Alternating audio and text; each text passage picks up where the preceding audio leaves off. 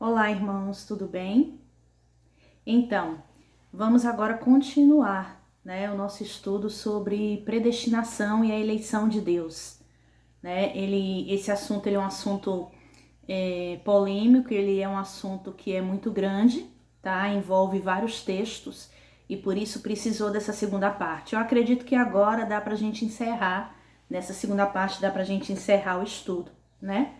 Mas vamos conforme a condução de papai. Como sempre eu peço que caso vocês gostem do vídeo, vocês se inscrevam lá no meu canal, dá um joinha para nós, E caso desejem, deixa lá nos seus comentários se você gostou do vídeo ou não. Ou caso vocês queiram tirar alguma dúvida sobre este assunto, tá bom? Então vamos lá. Na primeira parte do vídeo, nós paramos quando estávamos falando sobre os vasos de honra e de desonra, Então, só recapitulando um pouco, para a gente entender, A predestinação, ela é feita por Deus com base na sua presciência. Nós já conversamos sobre isso. E Ele nos chamou para quê? Para sermos conforme a imagem e a semelhança do seu Filho Jesus, Como está escrito lá em Romanos 8, 29 e 30, É uma vocação. Deus, na sua presciência, ele elege e vocaciona aquele que ele escolheu para ser filho de Deus, para ser semelhante ao seu filho, Agora, se isso vai acontecer com você até o final, isso vai depender de nós. Ele nos conduz pelo seu espírito, tá? Então, nós já entendemos que o nosso papai, ele nos escolhe, ele nos predestina, Ou seja, ele nos elege para sermos conforme a imagem do seu filho. E durante a nossa caminhada aqui na Terra, nós precisamos confirmar a nossa eleição. E nós entendemos que o fato dele ter nos escolhido desde antes a fundação do mundo, como está escrito, não quer dizer que de verdade nós seremos salvos. Nós precisamos reconhecer quem Cristo é, precisamos nos encontrar com Jesus, iniciar o nosso processo, tá? Permitir que Jesus nos lave, nos purifique, nos santifique, Permitir que ele nos ilumine, porque ele é a luz, tá?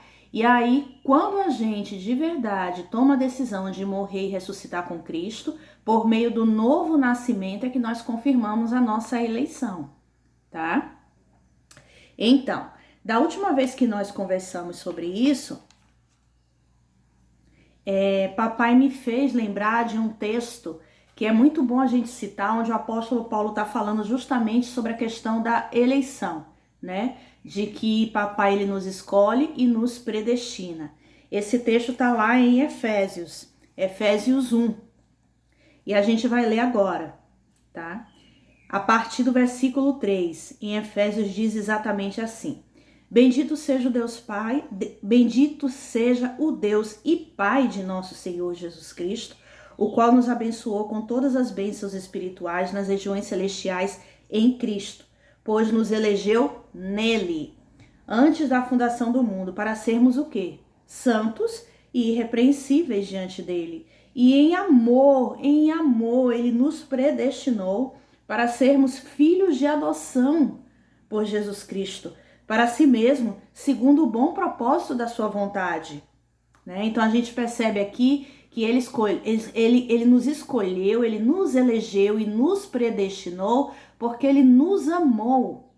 Sabe aquela passagem que diz assim que hoje nós amamos ele porque ele nos amou primeiro? Exatamente isso. Ele nos amou, nos escolheu e nos predestinou para sermos conforme a imagem do seu filho, de acordo com a sua vontade, Para que se cumpra o bom propósito da sua vontade.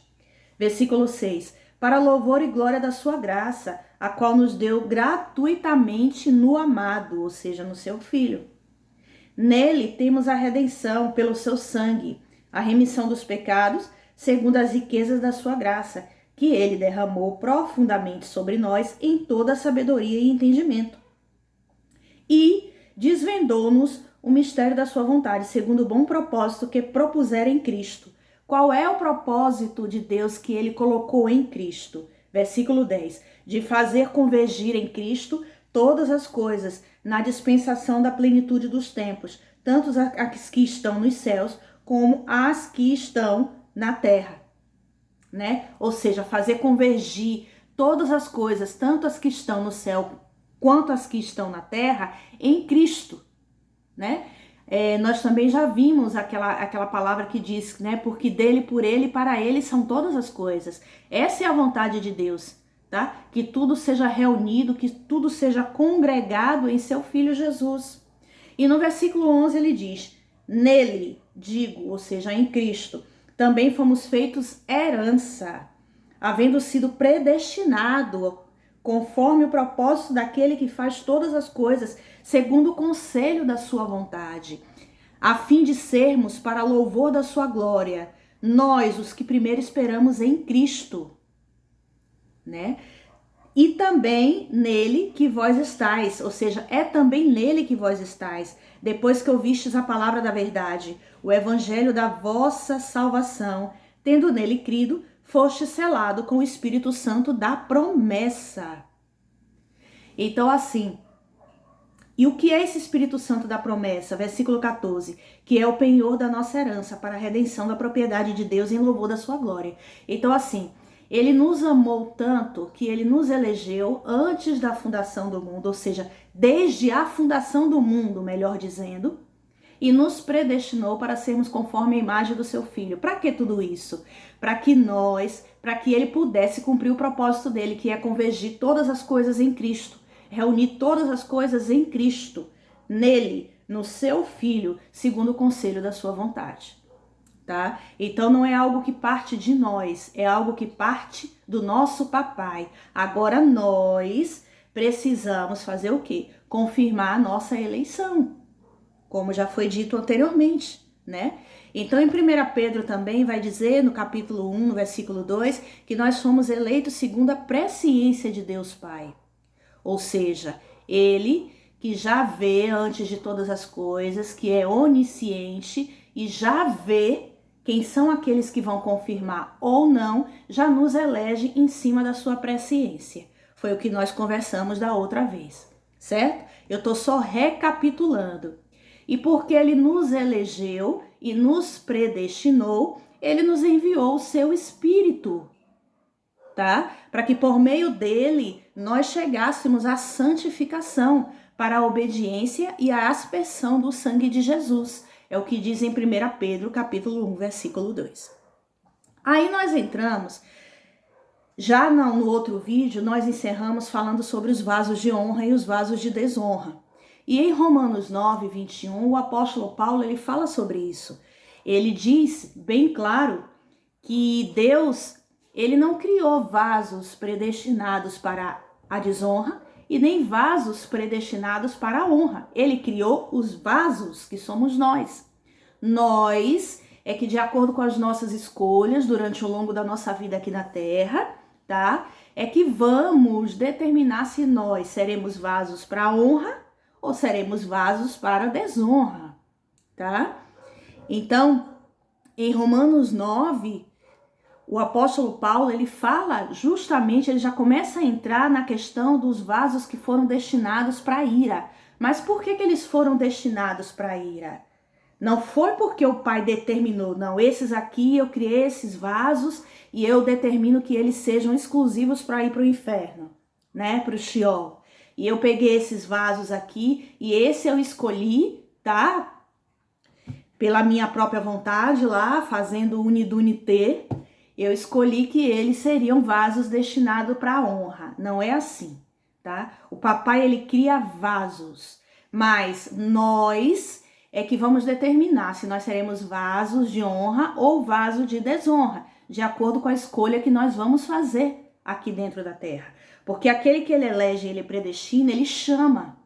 E quando você recebe um convite do papai e ele lhe chama para você ser conforme a semelhança do seu filho, você é que vai dizer se você vai reconhecer ele, o nosso papai, se você vai reconhecer Jesus como Filho de Deus e vai seguir Jesus, para que você possa, de verdade, ser lavado, purificado, santificado e através do novo nascimento em Cristo, confirmar a sua eleição. Depende de mim, depende de nós, para que isso aconteça, a nossa eleição, tá? E consequentemente a nossa salvação, porque a salvação foi, como eu disse a vocês, é a linha de chegada, tá? Então, aí o apóstolo Paulo começa a discorrer sobre esse assunto, falando sobre os vasos que foram destinados para a sua ira, né? Então, assim, como que nós podemos entender os vasos de ira e os vasos de glória em Romanos, como o apóstolo Paulo escreveu? Esse texto, né, lá em Romanos, o apóstolo ele começa a falar, o apóstolo Paulo, sobre a eleição dos santos, que é feita por Deus. E ele começa falando isso em Romanos 8, depois ele vai em Romanos 9, Romanos 10, Romanos 11, e ele está falando a respeito dos vasos de honra e de desonra, e a gente vai poder entender um pouco agora. Em Romanos 9, 22, o apóstolo Paulo escreve assim: E que direis, se Deus, querendo mostrar a sua ira e dar a conhecer o seu poder, suportou com muita paciência os vasos de ira preparados para a perdição? Aqui a gente vê que papai, ele suportou e continua suportando com muita paciência os vasos de ira preparados para a perdição eterna, tá? O apóstolo Paulo falando sobre isso. O que a gente precisa entender primeiramente? Que a ira de Deus, ele é um castigo para os que amam o pecado e vivem na prática do pecado e não desejam reconhecer a Deus e se arrepender dos seus maus caminhos, tá? Então a ira de Deus não está sobre os filhos, irmãos. A ira de Deus está sobre os que amam o pecado e não agem segundo o convite da sua graça. Ou seja, eles podem até ser eleitos por Deus, tá? Predestinados para serem conforme Jesus, porém quando Deus os chama, tá? Eles não aceitam o convite da graça, entendeu? E eles continuam vivendo as suas vidas ao seu bel prazer, de acordo com as suas vontades, sendo pai de si mesmo e continuando na prática do pecado. Então, sobre essas pessoas que rejeitam a vontade de Deus, que rejeitam a verdade, tá? Que rejeitam a Jesus e tudo que ele fez na cruz, sobre estas pessoas é que a ira de Deus está. Elas estão predestinadas para a ira, tá? Conforme está escrito em Romanos capítulo 1, versículo 18, tá? Essa ira de Deus, ela não é uma ira gratuita, ela não é uma ira sem motivo, ou seja, Deus, como eu já falei, ele não criou pessoas específicas com o propósito imutável de puni-las e nem decretou que elas sejam pecadoras, né? Caso contrário, se ele tivesse feito isso, ele seria um Deus sádico, ele não seria amoroso, ele não seria o próprio amor, tá? Lembre-se, ele é soberano. O nosso papai, ele é um Deus soberano, mas ele é santo, ele é justo, ele é o próprio amor, tá? Então, assim, não faz o menor cabimento, certo? Que ele tenha criado pessoas e as tenha destinado para ir direto para o Sheol. Não faz o menor sentido, tá? Somos nós, pelas nossas escolhas, que determinamos para onde nós vamos. Se nós vamos viver a vida eterna com Deus ou a morte eterna com o diabo, tá? Em outra passagem, olha o que o apóstolo Paulo menciona. Ele vai dizer assim: Contudo, por causa da sua teimosia, eu tô aqui lendo as minhas anotações, como eu sempre faço. Contudo, por causa da sua teimosia e do seu coração obstinado, você está acumulando ira contra si mesmo, para o dia da ira de Deus, quando se revelará o seu justo julgamento, né? Deus retribuirá a cada um conforme o seu procedimento. Ele dará a vida eterna aos que persistirem em fazer o bem, buscam a glória, a honra e a imortalidade. Mas haverá ira e indignação para os que são egoístas, que rejeitam a verdade e seguem a injustiça, como está escrito em Romanos 2, do versículo 5 ao versículo 8. Então aqui o apóstolo Paulo ele está sendo bem claro, tá? As pessoas que rejeitam a verdade, que rejeitam a Jesus, tá? elas cometem pecado e acumulam para si a ira de Deus, tá? Então, logo, os vasos de ira são pessoas teimosas, pessoas egoístas e que têm um coração obstinado, ou seja, um coração duro, e que, consequentemente, acumulam ira para si mesma, como está aqui escrito em Romanos 2:5, né? Então, nós vemos que não é papai que as destinou, mas ela, por conta da dureza do coração delas, da teimosia, né? De ser obstinada em praticar o pecado, em rejeitar a verdade, ela mesmo se autocondena ao lago de fogo e enxofre, e não papai, tá? Já em Romanos 9 e em Romanos 10, você já percebe quem são essas pessoas de coração duro. São os judeus, porque lembra-se, eu falei para vocês que isso que nós estamos estudando é para o povo de Israel, não é para ímpio, tá? Ele está chamando a atenção o seu povo, o povo que ele escolheu, tá? Então é para a sua igreja. Então, dentro da igreja do Senhor, tem aqueles que vão confirmar a sua eleição ou não, tá?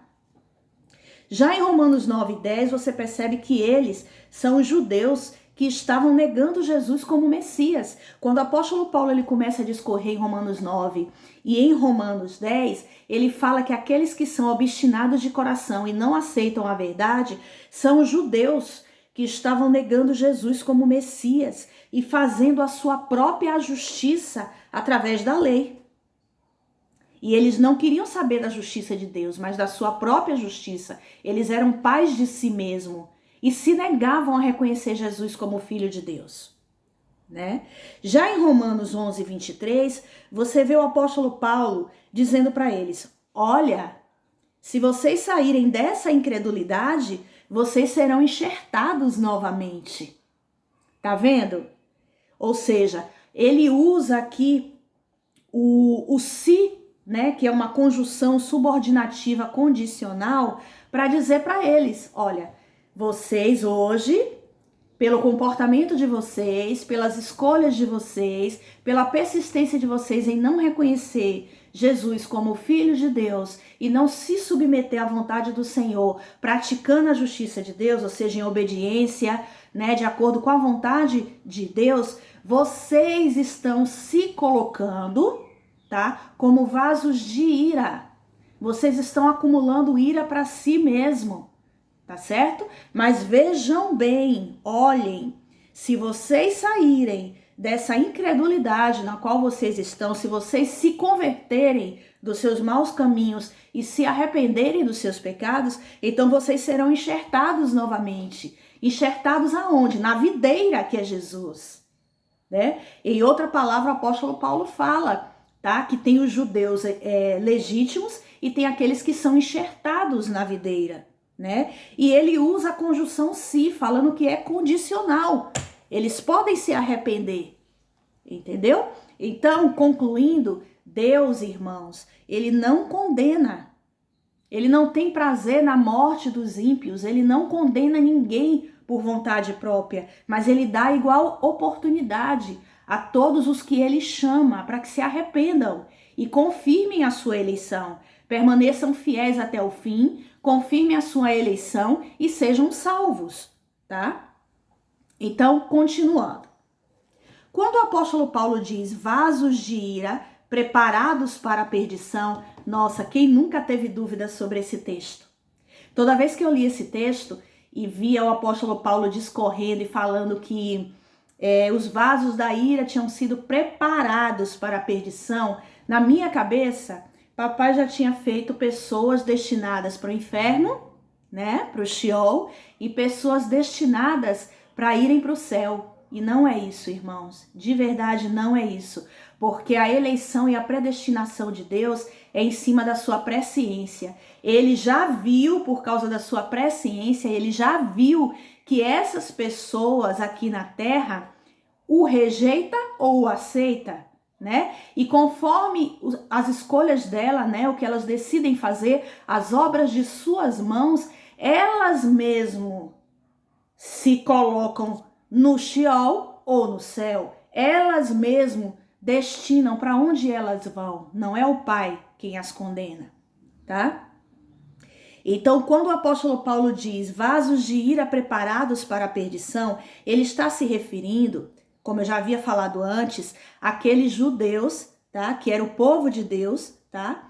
Teimosos e obstinados, e que dentre outros pecados também estavam procurando estabelecer sua própria justiça, ao invés de se sujeitarem à justiça de Deus, como está escrito em Romanos 10, versículo 3. E aí é que vem a questão. Ao me aprofundar nesse assunto, junto com o papai, ele me mostrou o seguinte, que a palavra preparados, ela no grego koiné, tá? Nos originais da Bíblia, tá? Ela quer dizer katartismenos, em grego, no grego koinés, tá? Que se refere ao verbo katartizo, tá? Que quer dizer adequar, preparar, aperfeiçoar. Ou seja, no grego koiné, vou repetir novamente, tá? Ele está se referindo à palavra katartismenos, certo? Que se refere no português, nos originais, ao verbo katartizo, que quer dizer adequar, preparar e aperfeiçoar, tá? Além do mais, os dicionários, o Walter Kaiser Jr., o Vini, o BGAD, afirmam que na linguagem original o verbo aparece na voz média passiva, tá? E não na voz passiva somente, né? No particípio perfeito. Se estivesse na voz somente passiva, Deus estaria predestinando essas pessoas de maneira irrevogável para a ira de Deus, tá? Imutavelmente ele estaria determinando o destino dessas pessoas, direcionando elas para o Sheol. Se o verbo catartizo estivesse na voz passiva. Mas como, de acordo com os originais gregos, essa palavra está na voz média, então ela vai depender do contexto onde ela está inserido, entendeu? Então, se estivesse na voz passiva, Deus estaria predestinando essas pessoas de maneira irrevogável à ira de Deus. Mas como esse verbo está na voz média, nesse caso vai depender do contexto ao qual o verbo se encontra. Então, esses vasos de ira, de acordo com esse contexto aqui de Paulo, esses vasos de ira estavam voluntariamente se colocando nessa condição. Eles mesmos estavam acumulando para si a ira de Deus e de forma alguma estavam arbitrariamente sendo predestinados para isso. Até porque seria, na verdade, irmãos, uma inconsistência textual dizer que Deus precisa suportar e ter muita paciência com aquilo que ele mesmo decretou imutavelmente, né? Ou seja, é só a gente ler o texto e pedir entendimento ao Espírito Santo, né? Que ele vai nos revelar. Pelo próprio texto a gente consegue ter um pouco de entendimento, que não faz o menor sentido. Como é que aqui o apóstolo Paulo está dizendo que Deus suportou com muita paciência, né? Com muita paciência aqueles que ele predestinou para ir para o inferno. Haveria sentido? Por que ele teria que suportar com muita paciência se ele já decretou que aquela pessoa já foi? Não faz o menor sentido, irmãos, né? Então, o texto diz que Deus suportou com muita paciência os vasos para ira. Mas por que então ele iria suportar algo que ele mesmo determinou, que ele já havia decretado que seria assim e pronto, de maneira irrevogável? É como se ele estivesse indo contra ele mesmo. Ou seja, esse Deus, né, que a sociedade pinta pra gente, esse Deus que principalmente o calvinismo, né, monta para nós, é um Deus com problemas mentais, só pode. Que tem problemas internos. Um ser que tem vontade próprias e que existem conflitos dentro dele o tempo todo. Porque ao mesmo tempo que ele diz uma coisa, ele diz outra, né? E isso reforça mais ainda que o verbo catartizo No texto, ele está na voz média, né? Ele está de fato na voz média. E isso indica que a consequência que recai sobre a pessoa é efeito de uma ação dela mesma. Ou seja, ela, por suas escolhas, né? Pela sua desobediência, pela falta de reconhecimento de quem Deus é, certo? Ela mesma acumula para si a ira de Deus. E ela mesmo se coloca, ou seja, ela se lança no inferno, no Sheol. Entendeu? Então, assim, eu volto a dizer, é uma escolha do ser humano, né? Ir para o céu com Deus, né? E ter a vida eterna inteira com Ele, ou não, tá? Então, quando o apóstolo Paulo está falando aqui, ele está falando de maneira bem clara, irmãos. Não há o que contestar, né? Então, esses vasos de ira, eles foram predestinados para a ira de Deus por conta das suas próprias escolhas, né? Lá em 2 Timóteo nós vimos que existem vasos para honra e para desonra, né? Só que aqueles vasos que são destinados para a honra, eles precisam se purificar, é o que o apóstolo Timóteo está falando. Se purifiquem a si mesmo, né? Para que possam se tornar uns vasos de honra, né? E assim possa confirmar a sua eleição e serem salvos, receber o mesmo que Jesus recebeu, né? Aí nesse texto todo de Romanos vão aparecer várias questões, porque o apóstolo Paulo fala, né, que Deus endureceu o coração de Faraó para que não deixasse o seu povo ir, né, quando ele libertou o povo do Egito, tá? A caminho da terra prometida. De verdade, ele endureceu o coração de Faraó. Mas quando eu fui ler o texto, junto com o papai, eu percebi que lá em Êxodo 5, quando Deus enviou Moisés e Arão até Faraó, tá? E dizer para ele que era para ele libertar o povo para ir cultuá-lo no deserto, certo? Ele já sabia, ele já conhecia Faraó por causa das práticas dele, das escolhas que ele fazia. Ele já sabia que Faraó era um ser com um coração obstinado, com um coração duro, tá, irmãos? Então, assim, Faraó já vinha de muito tempo escravizando o povo, sabe? Há muito tempo que o povo de Deus já estava sofrendo humilhações no Egito, sendo escravizado, sendo massacrado por Faraó. Tanto que a Bíblia vai dizer que o clamor dos filhos de Deus chegou às alturas. Tamanha era o sofrimento que eles passavam lá por conta de Faraó, tá? E que Deus, ouvindo o clamor do povo, a súplica do povo, resolveu enviar o libertador, que foi Moisés, tá? Então, assim, Faraó, ele já tinha um coração duro antes, ele já era soberbo, sabe? Ele já era obstinado em fazer o mal, ele já maltratava os filhos de Deus. Então, quando Deus levantou Moisés e enviou Moisés e Arão até diante de Faraó para poder pedir que ele libertasse o povo de Deus, até ali, tá?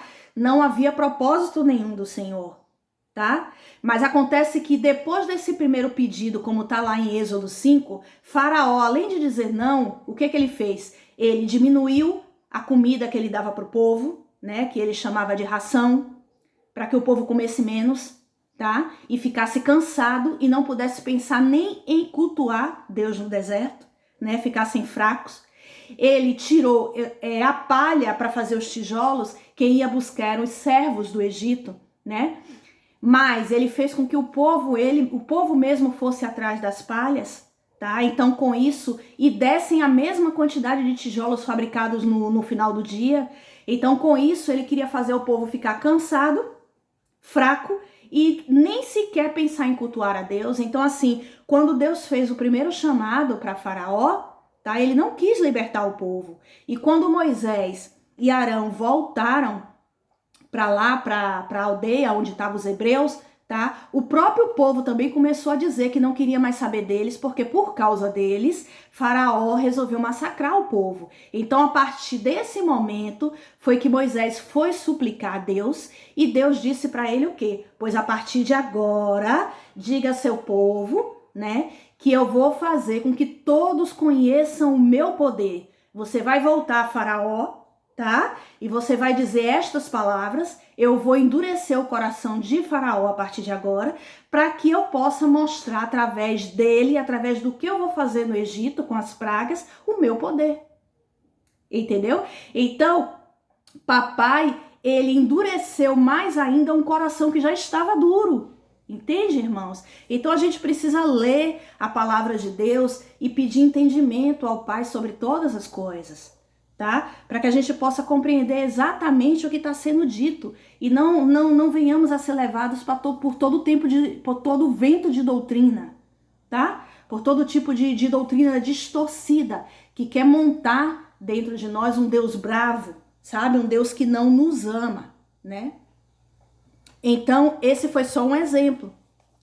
Então, a predestinação e a escolha de Deus, ela foi conforme o beneplácito da sua vontade, como já foi dito, né? E Deus manifestou a sua vontade desde o livro da lei, irmãos, colocando bênção e maldição, a vida e a morte diante de nós, mostrando a graça para com o seu povo, porque o poder de escolha do homem, ele foi afetado pelo pecado desde o início, né? Mas Deus insistentemente, de maneira constante, ele foi afetando o pecado com o quê? Com a sua graça.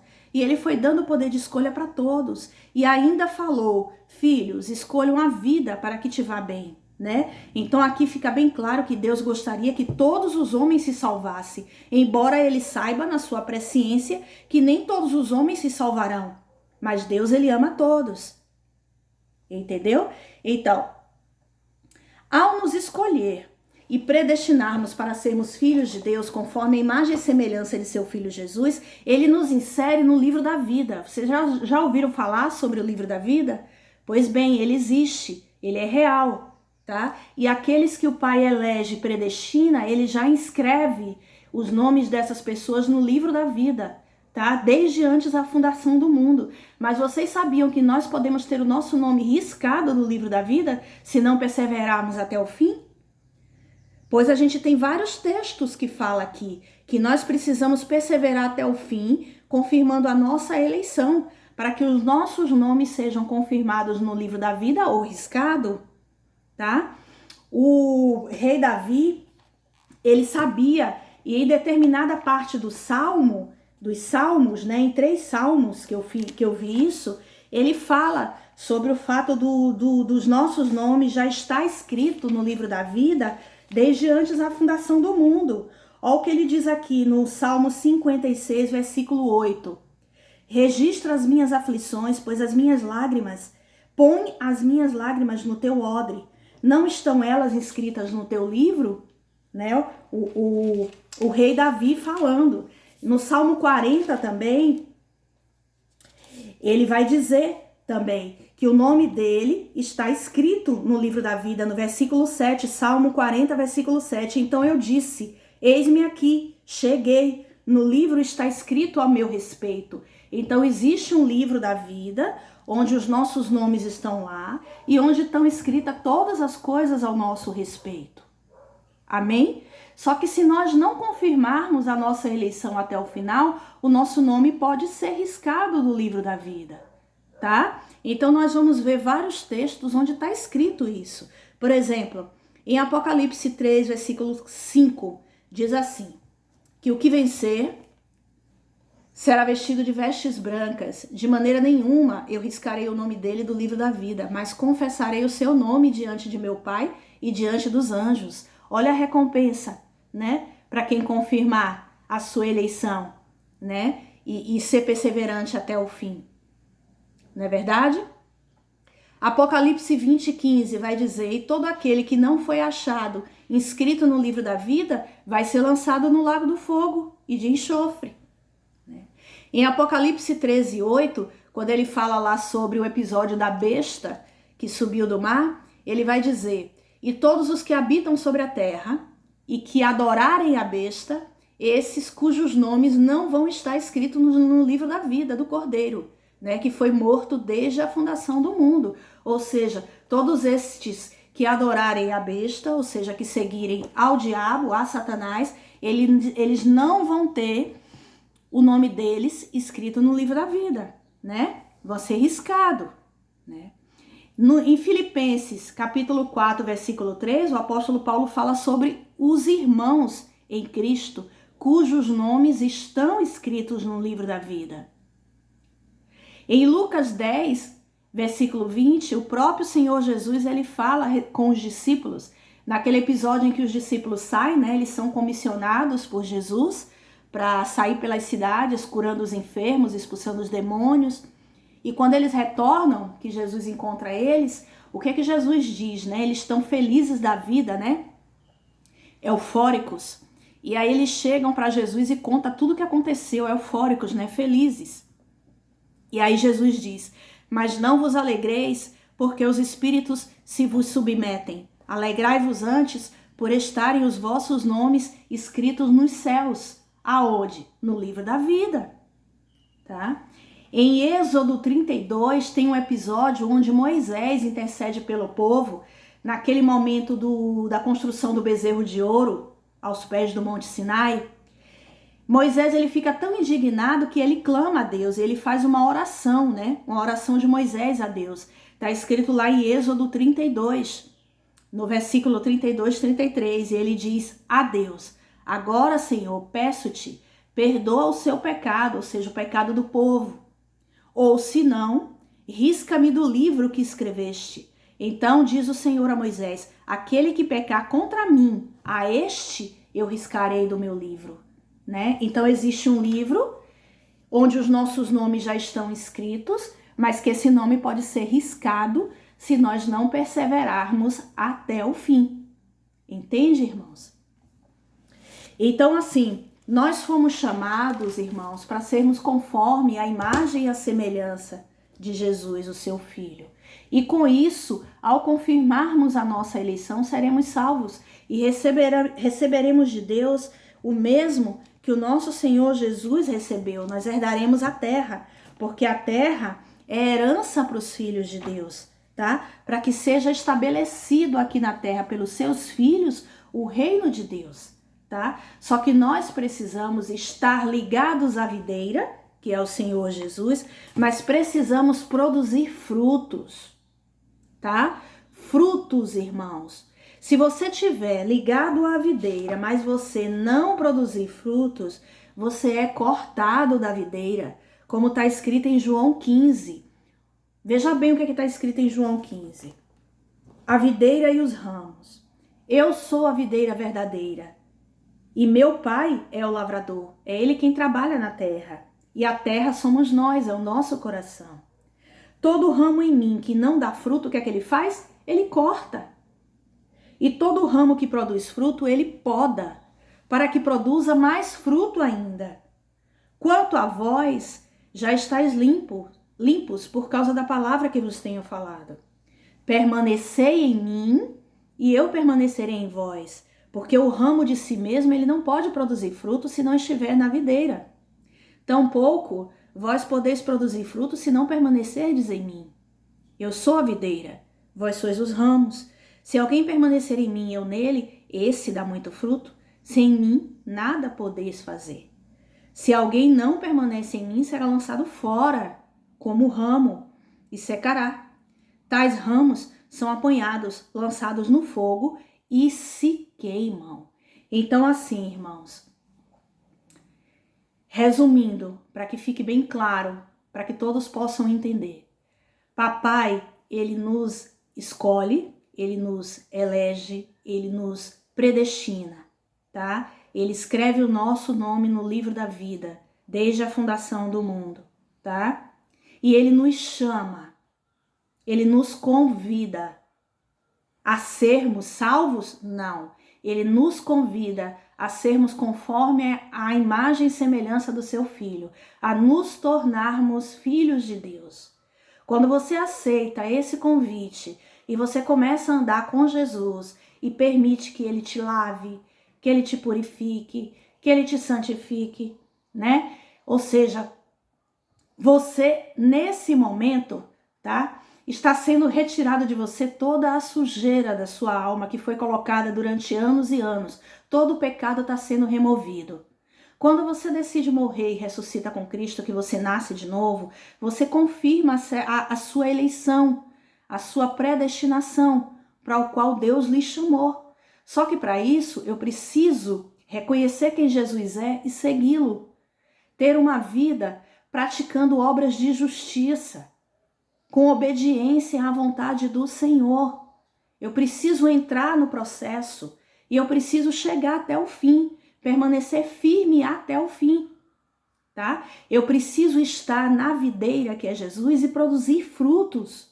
Eu preciso. Caso contrário, eu vou estar ali inutilmente. Olha o que é que diz a passagem de Deus em Lucas 13, né? Jesus, ele vai dizer ali nessa passagem em Lucas 13, a parábola da figueira estéril, né? Então Jesus, a partir do versículo 6, Lucas 13, versículo 6. Então Jesus proferiu esta parábola. Um certo homem tinha uma figueira plantada na sua vinha, e indo procurou nela fruto, mas não achou. Pelo que disse ao que cuidava da vinha: há 3 anos venho procurar fruto nesta figueira e não o acho. Corte-a, porque ocupa ainda a terra inutilmente. Imagine, irmãos, papai chegar para você e dizer que você está na terra, ocupando lugar, sabe, na vinha, de maneira inútil, porque você não está produzindo frutos, né? O dono da vinha, o trabalhador da vinha, o dono não, o trabalhador da vinha, ele, porém, respondeu: Senhor, deixa este ano, até que eu escave e adube. Se der fruto, ficará. Se não der fruto, depois a mandarás cortar. Então você precisa, se você está em Jesus, você precisa dar fruto, você precisa ser como ele é, tá? Você precisa ser como Jesus na terra, tá? Produzir os mesmos frutos, ter o caráter de Cristo, porque é isso que acontece. O evangelho de Jesus Cristo, ele é feito para tratar o coração do homem, para fazer com que o coração do homem seja como o dele, tá? Para que o caráter da pessoa seja como o caráter de Cristo, as suas atitudes, as suas obras, a sua maneira de falar, a sua maneira de andar aqui na terra, seja iguais à do seu mestre, à do seu Senhor Jesus. É para isso que é o evangelho do reino, para nos transformar em Cristo. Entendeu? Então, se você está aqui na terra, tá? Se você foi plantado na vinha, ou seja, você faz parte da igreja do Senhor, tá? Você faz parte do povo escolhido, ao qual ele chamou, tá? Ele elegeu, ou seja, ele escolheu, ele predestinou e ele chamou. E você está dentro da igreja e não está produzindo fruto, você está ali inutilmente. O que é que vai acontecer com você quando chegar o dia e a hora? Você vai ser cortado. Entendeu, irmãos? Então a gente precisa tomar muito cuidado e nós precisamos observar e meditar o que a palavra de Deus diz, tá? Porque somente aqueles que decidirem, ao ser chamado por Deus, decidirem andar com o Senhor Jesus, fazer a vontade do Senhor, se sujeitando à vontade dele, andando em obediência, cumprindo os mandamentos, praticando justiça na terra e chegarem até o fim, é que vão confirmar a sua eleição e serão como Cristo na terra. Então não tem para onde fugir, entendeu? E tem pessoas, irmãos, que até estão dentro da igreja e estão experimentando, sabe, os dons que Deus deu, tá? Porque Deus, ele dá os dons para aqueles que ele escolhe, tá certo? E ele não toma de volta, tá? O dom que Deus dá, ele é irrevogável, certo? Ele não toma de volta, mas o que vai definir se você vai viver com Deus no céu e ter a vida eterna, né? Ou ir para o lago de fogo e de enxofre, é se você vai confirmar a sua eleição ou não. Ela precisa ser confirmada, você precisa nascer de novo, você precisa se tornar filho de Deus, porque senão vai chegar naquele grande dia, como está escrito lá em Mateus 7, e você vai chegar para Jesus e vai dizer: mas Senhor, nós profetizamos em teu nome. Olha aí, dom de profecia, né? Nós curamos em teu nome, nós operamos maravilhas, né? Nós falamos do Senhor, né? Nós operamos milagres, nós expulsamos demônio, ou seja, poder e autoridade em nome de Jesus. E, no entanto, Jesus vai chegar para você e vai dizer: aparta-te de mim, porque eu não vos conheço. Vós que praticais iniquidade. O que é iniquidade? Iniquidade é não fazer a vontade de Deus. Iniquidade é cometer injustiça. É não praticar a vontade do Senhor. É cometer injustiça contra Deus. E Jesus, mesmo te conhecendo, porque ele já nos conhece desde a fundação do mundo, naquele dia ele vai dizer que não te conhece, porque você andou com ele, tá? Às vezes você chegou até ser discípulo dele, mas não confirmou a sua eleição. Mas, irmã, não tem como acontecer com isso? Claro que tem como acontecer. Jesus, ele teve os 12 apóstolos dele que ele escolheu, tá? Tem uma passagem que diz assim: não foi vocês que me escolheram, mas eu escolhi a vós. E nesses 12 apóstolos estava Judas. Então Judas também, ele teve a oportunidade, tá? De se converter, igual a todos os outros. Mas ele escolheu continuar praticando as más obras. Em João 13, Jesus vai dizer que todos estão limpos, menos um, que era o traidor, que era Judas. Por quê? Porque Jesus não quis limpar ele? Não, porque ele não se permitiu ser limpo, irmãos. Ele não se permitiu. Ele era discípulo de Jesus. Ele comia, bebia, dormia com Jesus, estava o tempo todo sendo iluminado ali pela luz de Cristo, mas continuava praticando obras más, tá? Em outra passagem vai dizer que ele tomava conta da bolsa, né, onde eram guardadas as ofertas, tá? Só que ele roubava as ofertas na bolsa. E vocês acham que Jesus não sabia que ele roubava o dinheiro das bolsas, das ofertas? Claro que Jesus sabia.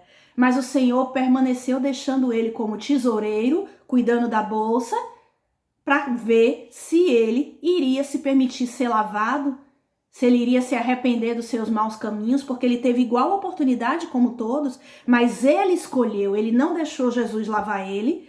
Ele não se predispôs a conhecer quem Jesus era. Ele continuou, tá? Você vê que Jesus deu a ele poder e autoridade, porque ele também saiu, ele foi comissionado com os discípulos para curar, para expulsar demônios, e no entanto ele não se converteu. Quando chegou no final, ele apostatou da fé dele e ele traiu Jesus. Veja, ele conhecia Jesus, ele sabia que Jesus era o Filho de Deus, ele chegou até ceiar. Ele fez parte da última ceia do Senhor, mas ele decidiu trair Jesus. Ele apostatou da fé dele. Então você pode ter sido escolhido por Deus e não chegar até o fim, apostatar. Ah, irmã, mas lá em João 17 está escrito, Jesus fala, né, que todos que o Pai deu a ele, todos eles, ele salvou. Somente um que ele não salvou, porque esse estava predestinado a ser o filho da perdição, que foi Judas, né? Então Deus já havia predestinado, por isso ele não foi salvo. Não, irmãos, não. O Pai escolheu ele para o cumprimento da sua profecia, porque na sua presciência ele já tinha visto que Judas iria andar com Jesus e que não iria aceitar ao Senhor Jesus, que não iria reconhecê-lo, que não iria se arrepender. Ele já sabia, lembra que eu falei para vocês que o Pai, mesmo ele chamando, ele sabe quem vai chegar até o final e quem não vai chegar até o final. Então ele sabia que Judas tinha um coração duro, obstinado, que não iria se arrepender e por isso não iria chegar ao final. Então, por conta disso, ele o predestinou para ser o filho da perdição. Nesse contexto, e trair Jesus. Entendeu? Então você vê que você pode ser o escolhido e você pode não confirmar a sua eleição. Então, que nós venhamos a ficar atentos, tá? Lembre-se, eu volto a dizer, isso aqui é para o povo de Deus, não é para ímpio, não é para quem está no mundo, é para o povo de Deus, tá? Porque mesmo aqueles que estão na igreja servindo a Deus, praticando os dons, operando milagres, tá? Em nome de Jesus, esses podem ainda não ter nascido de novo, não ter passado pelo processo e de verdade se tornado como a imagem e semelhança do seu filho. Então é momento da igreja do Senhor rever as suas práticas, é momento de mergulhar na palavra de Deus, é momento de se voltar para o Senhor Jesus e se preparar como igreja para a chegada do noivo. Uma coisa é certa, somente aqueles que perseverarem até o fim, tá, é que vão ser salvos. A eleição, irmãos, ela precisa ser confirmada.